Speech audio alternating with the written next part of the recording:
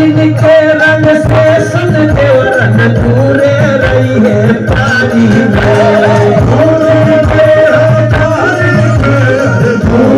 रही है पानी ना जाने कब रंग के खेला हो जाए दोस्तों मैं बता दूं अभी हम लोग बनारस 80 घाट में मौजूद है, ताकि आपने देखा हमारा वीडियो आगे बहुत सारा क्लिप पड़ा हुआ था। यहाँ पे भोजपुरी के जितने भी एक्टर्स या सिंगर सब मौजूद थे।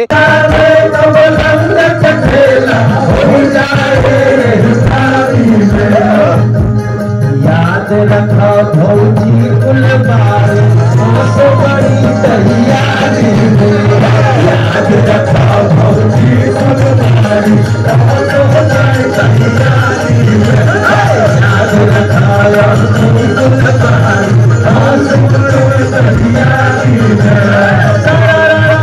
लिखे खातिर लागी वो मनोज तिवारी और निरहुआ फ्री में दे दे फॉर यू मैंने भोजपुरी तोरे खातिर तभी फोर के भी भरोसा बाट मनोज तिवारी पे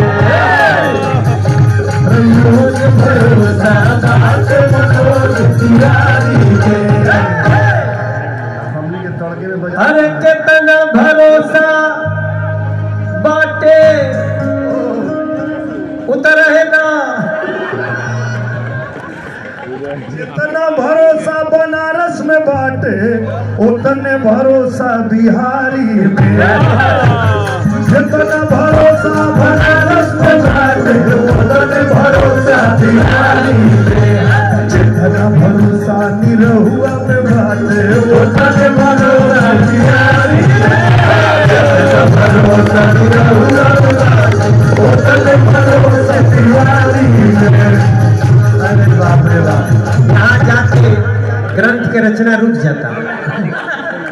शायद यही कारण बा। देखी ये जो पीछे 4-5 लाइन आयल बाटे ओकरे खातिर एक बार जोरदार ताली बजे के चाहिए। यही के हम शुरू में कतरनीय माई शारदा अपन आशीर्वाद बनौले रही है। ये सब जो बच्चा लोग बाटे तोहरा का नाम हो, ये अंजलि पांडे है और ये निधि सिंह है और ये श्रुति है, श्रुति राव और ये शिल्पी राघवन है, साउथ इंडियन है। हाँ, और रितेश ठाकुर। अच्छा राघवानी, ओके ओके। हाँ, अरे रितेश पांडे, भाई रितेश पांडे हो, ये रितेश पांडे हो, ये हो भाई है हो, ये तुम्हारा नाम रक्षा गुप्ता, रक्षा गुप्ता। और तुम्हारा नाम राजा नहीं, तुम्हारा नाम डिम्पल और आम्रपाली रे। हाँ, आगे आए आम्रपाली और ई अनारा आई अंकुश और ई इनका संजना। तू बोला टेस्ट तोहार होता नहीं तो हम अभी पहले बार आज मिला। अच्छा, संजना। और ई नाम अंजना।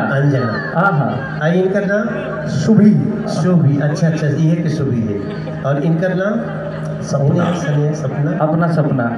ई बड़ी सपना आप लोग देख सके लीजा। और इन्हों के समझा अपना भोजपुरी के हाँ। अच्छा संजय वर्मा। असल में हम फगुआ में अनरा गेल बनी ऐसे हमारा सबका से पूछे के पड़ल है। जौन चर्चा जनता में बाटे उहे चर्चा अधिकारी में।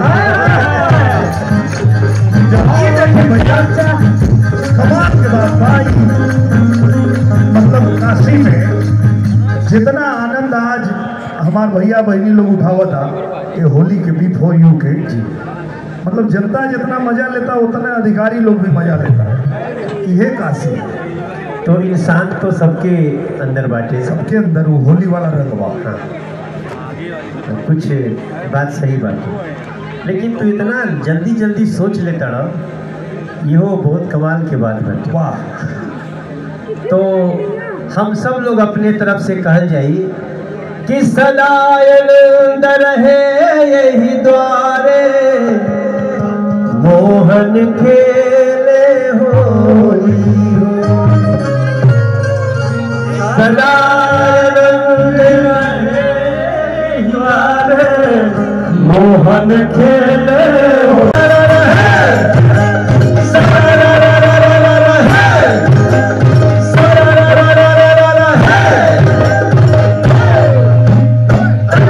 होली मुबारक आप सब लोग के, बहुत बहुत मुबारक आप सबके, होली के बहुत बहुत बधाई। फिर आप सबके बीच हारा हारा बहुत बहुत धन्यवाद। अब आप लोग अपन गाना करिए जा, एगो तो लोग चल जाइए से, एगो गाना हम कर दी, बाद में एडिट होके लगी ऐसे ऐसे आई। ठीक है देखो भैया, ये तो शूटिंग है, इसमें कई बात ऐसी होगी जो बाद में कट जाएगी, और कई बात ऐसी भी होगी जो हम लोग को पता भी नहीं कि वो एक्शन आ गया और वही शो में छा गया। तो आप सब लोग, जितने लोग इस होली कार्यक्रम को देख रहे हैं, ये होली B4U भोजपुरी पर आई, और B4U भोजपुरी लगभग सब जगह बांटे, एयरटेल पे भी बांटे 662 नंबर पे, टाटा स्काई पे बांटे 1120 नंबर पे, और डीडी वाला चैनलवा पे बांटे 11 नंबर पे। डीडी पे भी आ गया? हाँ, डीडी पे भी आ गया। जोरदार ताली हो भाई, कूल याद कर। तो वाह, B4U जहिया एकर निर्माण भइल हुई, एकर अर्थ लोग कुछो रखले हुई, लेकिन एकर असली अर्थ बा B4U माने भोजपुरी फॉर यू। भोजपुरी तोहरे भोजपुरी तोहरे खातिर सुननी है जब B4U मतलब भोजपुरी तोहरे खातिर। अरे बाहर गंगा मैया, बताओ जोने काम खातिर 50-60 लाख रुपया भोजपुरी के जितने भी एक्टर्स या सिंगर सब मौजूद थे। बात करें हम लोग दिनेश लाल यादव, या हम बात करें अंकुश राजा, या सपना चौहान, या केसारी लाल यादव, सब यहाँ पे आए हुए थे। होली का माहौल जमा था यहाँ पे।